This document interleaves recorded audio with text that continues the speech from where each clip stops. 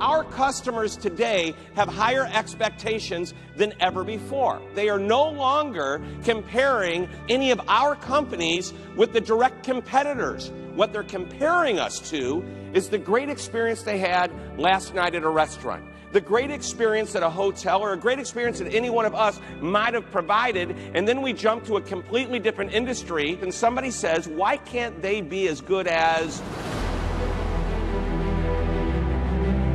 How many people believe it's important to satisfy your customers? Raise your hands if you believe that to be true. Good, everybody's hand goes up. Let me tell you the reality of the situation. There are some studies that say 60 to 70% of satisfied customers don't come back, and here's why.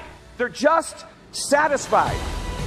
You can't just be satisfactory, because satisfactory is a rating. It's right in the middle. It's average. How do you like your haircut? It's fine.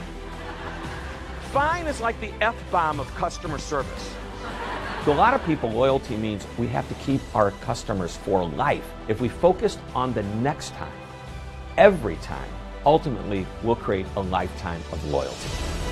But if day in and day out, consistently and predictably, we are better than just average, our customers will look at us and say, we are the best at what we do. Sure, we can look at sales, and that's important, but the one statistic that matters more than anything is, did the customer come back? About 6 weeks ago, I sat down with the client. We actually designed today's program. It's crafted just for this audience to specifically meet the success criteria that the client has given. So the two questions that I ask up front that make the biggest difference. Number one, what are the 3 specific ideas they want this audience to walk away with? And then the second question, and this is really big, if we were to get together a year from now, what would have to happen for this to be a true success? Let's welcome Shep Hyken. Good afternoon. Best looking group I've been in front of today. The measure to me of a really high quality speaker is that they will listen to what we want them to integrate. When he talked about elements of our brand, he wove that into the whole tapestry of his presentation. Makes it believable, makes it come alive, makes the audience go, he gets us. Manage your first impressions.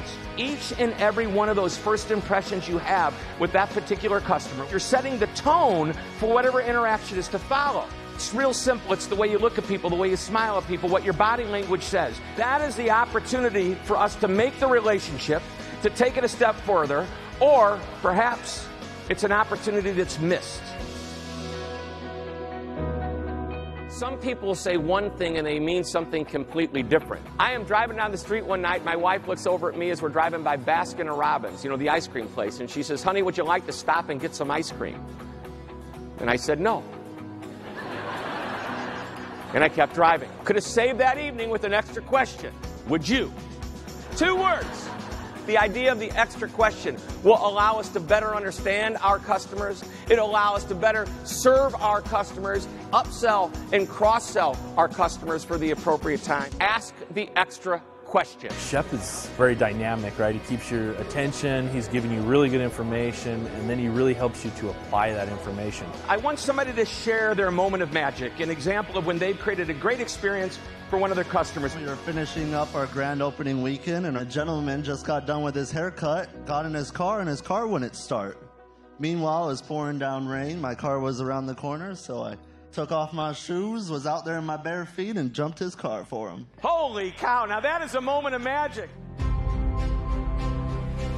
Once we're finished with the speech, that's when I go back and actually type up my notes on that presentation. I want to be able to give my client a recap of exactly the points that I made. It's a great piece that the audience members can use to share with the teams that they work with. I'll go into the audience and I'll ask them, what did you hear that you're going to use? Go ahead, what is your idea? Always ask the extra question. When the rest of the audience members read or hear what their peers and their colleagues are saying about the presentation, what they plan to use, then we start to see content being implemented. A tiny little bit of extra time is all it takes to make that customer feel that they're more than just a number. If we are predictably and consistently a little bit better than average all of the time, we have an opportunity to restore the confidence of that customer to come back and do business with us again. And everybody thinks customer loyalty is about a lifetime. It's not about a lifetime. It's all about the next time.